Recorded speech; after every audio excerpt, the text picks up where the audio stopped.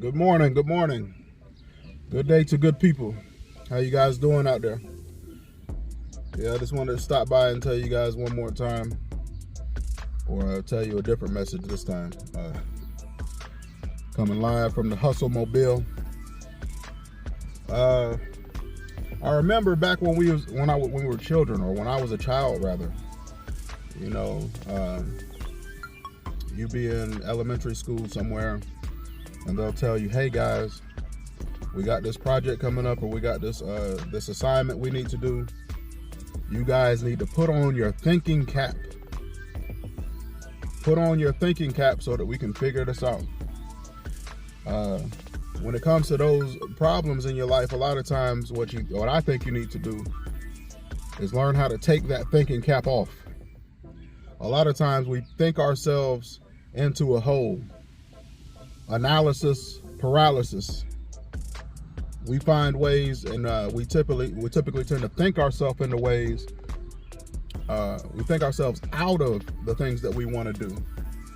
We tell ourselves why we can or why we can't, and a lot more times than often, it seems to be why we can't.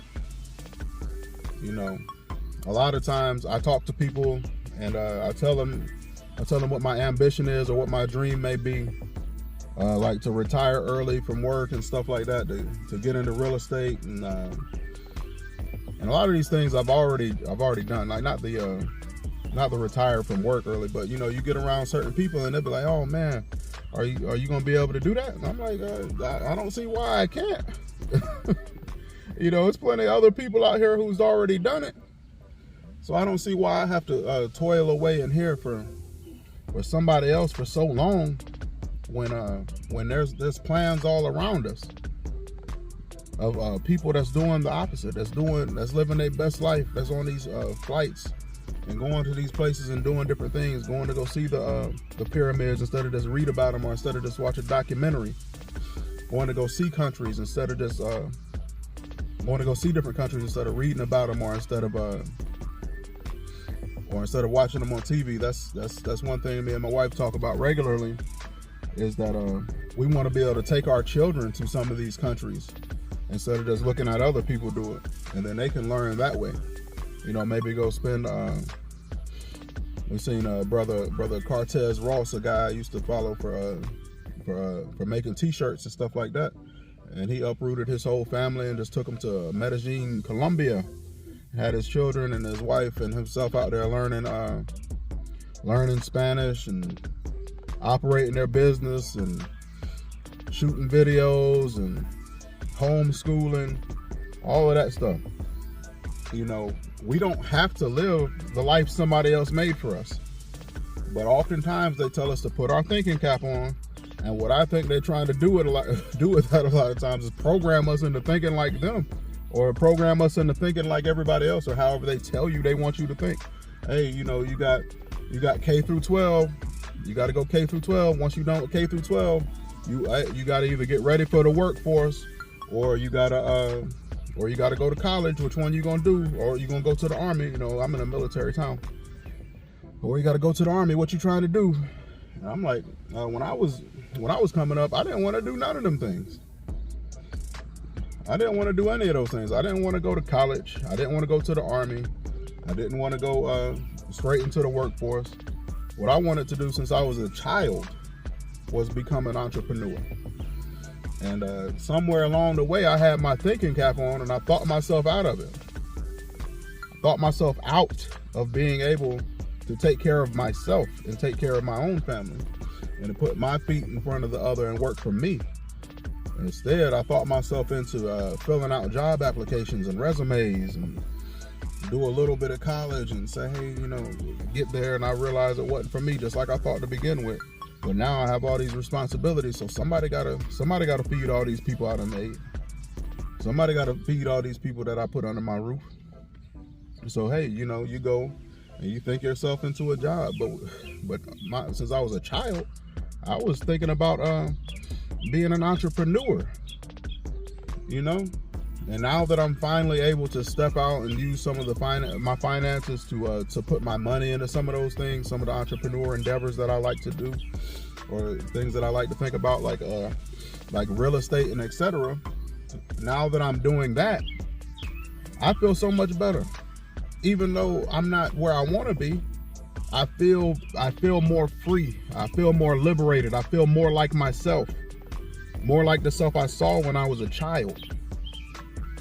When I was a child, before I put that thinking cap on, before anybody told me what I needed to be doing, I already said, hey, I want to be an entrepreneur. I remember going to the library and I looked up the definition of entrepreneur. I wrote it down. I went to the computer. I typed it up. This is when the internet first came out. Well, it was when it first came out in mass for mass people to go do. So a lot of people would go up to the library and use a computer. So I went up there and I typed it up, and I typed up the definition I typed up the word, the pronunciation.